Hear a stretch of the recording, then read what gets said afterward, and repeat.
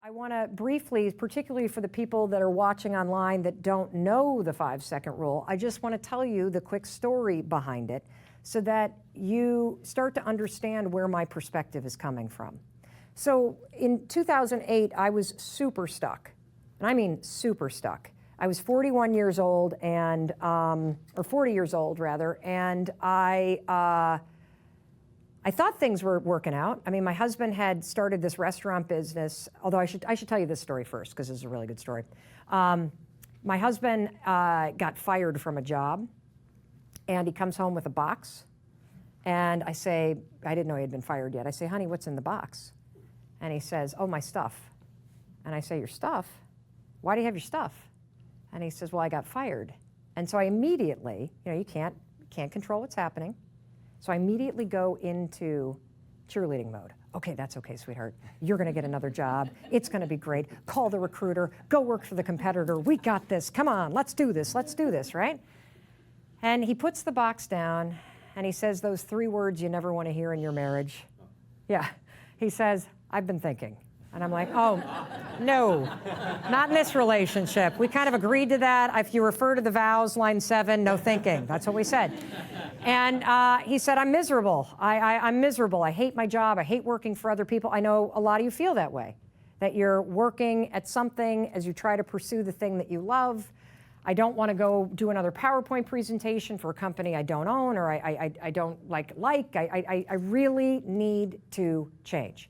And so I say, okay, what do you want to do? And he says, well, I'd like to open a pizza restaurant. Like, excuse me? Like, with what money? What are you talking about, a pizza restaurant? Was there like some trust fund that was part of our marriage that I was not aware of when we got married?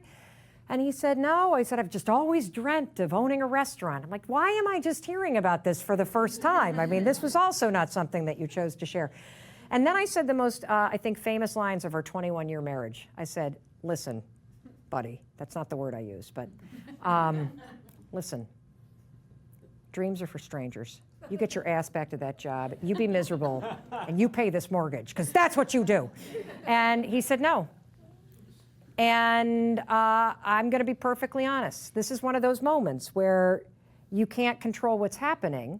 And boy, oh boy, were their feelings rising up. And they were not that nice. And I was a complete you-know-what for at least 3 or 4 months. Like just nasty and wicked and condescending and defeatist. And some of you may even have people in your life that are like that with you right now, that they don't believe in your dreams. That was me. And, a friend of mine then said to me, and this started to change everything, she said, listen, Chris has made his choice, now it's time for you to make yours. You're either gonna get on board with this, because the train's already left the station, or roll the clock forward 2 years, and this is a really handy little tool. If you roll the clock forward 2 years and you look at how you're behaving right now, where does it get you? And if you don't like where it gets you, it's time to change. And I realized I'd be divorced. He probably wouldn't open the restaurant and he'd resent me. It was not what I wanted. And so I started to deal with my own emotions at that point. And lo and behold, they did open up a restaurant. And the first one, I was wrong. The first one was absolutely amazing. They won Best of Boston. They had 40 seats. What's that? Stone Hearth? Yeah. Yeah. And so, oh yeah, because there's one in Portland, isn't there? I think there's one in Portland. You're from Seattle. Oh, wow. Hey, did you hear that? I was like a stone hard. That was good. That was good. At that time. Yes, I was. I was a stone heart. I'm going to steal that joke. That's a good one. Yes. Why she called it like that? He called it like that? Yes, a stone heart. I had a stone heart. It's so true, because I was afraid. I was afraid. I was falling into one of the traps of self-doubt. Fear. How are we going to pay for this? What's going to happen? Well, so the first one was successful. And what do you do when things are successful in your business? Oh, you go all in.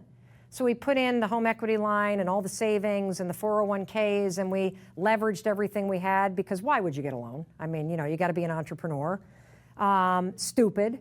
And the second location was twice as expensive as we thought to get it built. The third one took a little bit longer, and when they opened up the second location, it was really great for about a week, and then it looked like this all the time. And fear set in, and when fear sets in, we're going to talk about this, it paralyzes you. And by the time they finally closed this, and it was right about this point that I lost my job.